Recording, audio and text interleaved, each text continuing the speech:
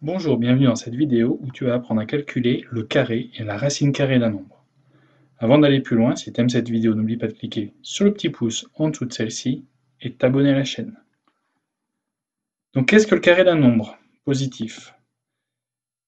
Le carré d'un nombre positif, ça correspondrait à l'aire du carré dont le côté a pour longueur le nombre en question. Par exemple, si je te demande de calculer l'aire d'un carré de 5 cm, tu vas me répondre que ça fait 25 cm². Parce que tu vas faire 5 fois 5. Donc tu sais calculer en fait le carré d'un nombre depuis pas mal de temps. Nous, ce qu'on va juste introduire, c'est cette écriture. On va écrire que 5 fois 5, c'est 5 avec un petit exposant ici, un petit nombre 2, qui est un petit peu au-dessus du 5, et qui correspond à 5 fois 5. Et on écrira que 5 au carré égale 25. Et donc, prendre le carré d'un nombre, on va voir que c'est pareil dans le cas d'un nombre positif ou d'un nombre négatif, c'est multiplier ce nombre par lui-même. On a donc la définition que x au carré, c'est x fois x. Maintenant, pour un nombre négatif, prendre le carré d'un nombre positif ou négatif, c'est multiplier ce nombre par lui-même. Donc, par exemple, si je demande de calculer moins 6 au carré, on va calculer moins 6 fois moins 6. Ce qui est important ici, c'est de bien noter la place des parenthèses. En particulier ici, quand tu as le moins 6 au carré. Et donc le carré d'un nombre négatif, c'est un nombre positif. La règle sur la multiplication des relatifs s'applique. Il va falloir faire attention à bien mettre les parenthèses. On va voir tout de suite un exemple où on ne va pas obtenir le même résultat qu'au-dessus, parce qu'on n'aura pas mis les parenthèses au bon endroit. Donc voici cet exemple. Si j'écris moins 6 au carré, mathématiquement, ça voudrait dire que je prends l'opposé de 6 au carré, donc de 6 fois 6. 6 fois 6, tu sais que ça fait 36, donc moins 6 au carré, c'est moins 36. Et on voit bien qu'on ne retrouve pas le même résultat qu'ici. On trouve l'opposé. On va maintenant calculer quelques carrés. Si tu veux mettre sur pause et faire le travail de ton côté, tu peux, et prendre la correction juste après. Donc on va calculer le carré de 7. Donc l'écriture 7 au carré, il faut que tu t'habitues à cette notation. 7 au carré, c'est 7 fois 7. Et tu le sais depuis longtemps que ça fait 49. Ensuite, 10 au carré, le carré de 10, on va l'écrire comme ça, 10 avec un petit 2 au-dessus, exposant 2, 10 exposant 2, égale 10 fois 10. 10 fois 10, tu sais que ça fait 100. Maintenant, on va passer au calcul du carré d'un nombre négatif, moins 100. On sait que ça va être un résultat qui est positif. Moins 100 au carré, c'est moins 100 fois moins 100, et donc ça va nous donner 10 000. Est apparu aussi le carré de 1. 1 au carré, c'est 1 fois 1, et donc ça nous fait 1.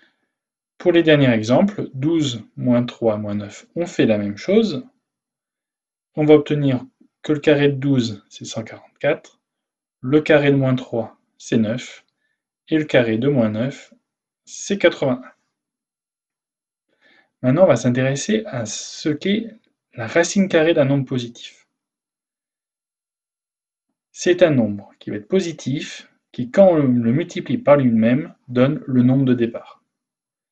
Un exemple, si je te pose la question de savoir quel serait le côté d'un carré dont l'aire serait 64 cm².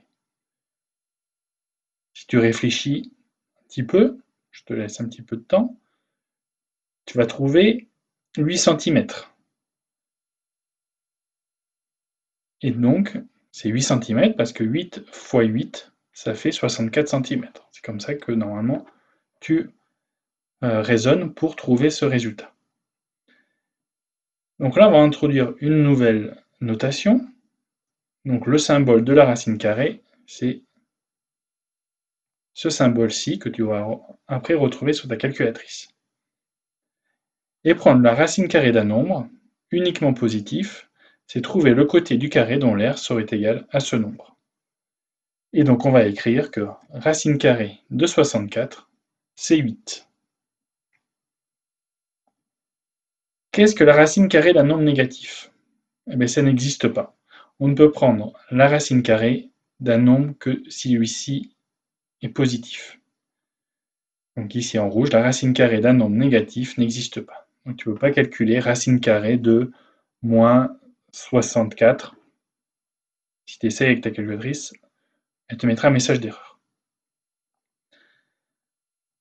Donc maintenant, il va falloir connaître certains carrés, qu'on appelle des carrés parfaits, et les racines carrées qui sont associées.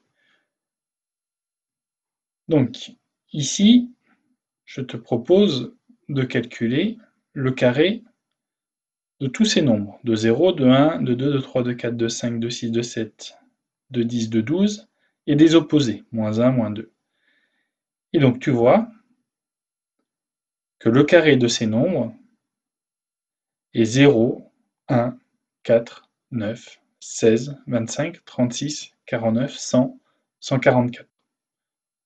Donc il faut connaître là entre 0 et 12 le carré de tous ces nombres. Et dans l'autre sens, maintenant si je te donne la démarche inverse, je te donnerai ici 0, 1, 4, 9, 16, 25, 36, 49, 100 et 144. Et la racine carrée, on a dit que c'était la longueur du côté du carré dont l'aire serait égale à ça. Donc, par exemple, pour 36, racine carrée de 36, c'est 6. La racine carrée de 144, c'est 12.